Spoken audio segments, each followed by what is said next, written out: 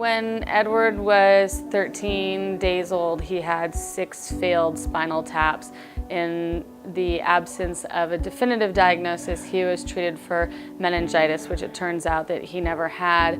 And it took a long time to actually get the diagnosis. And I think in that time, things like the head tilt were able to sort of take hold in his body, and he missed out on all of those months of verbal development, gross motor development. He didn't do tummy time. I mean, he was really just struggling to stay alive. By the time we walked into the Source Chiropractic, there were 2 things. There was, this attitude of, we'll try anything, it couldn't hurt, and also just a lot of fear, like, somebody please help our baby.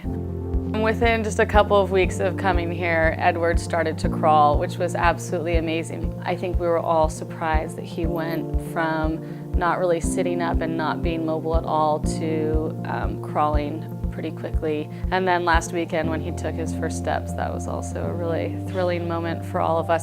To be told when you have an 8-month-old that, I said to the pediatrician, I need you to just be honest with me and tell me what's going on. And she said, he's developmentally at about a 3-month-old, and to have just seen in so few months him make up all of those months where he was really just focused on breathing and eating and surviving it's been really nice. It's been amazing.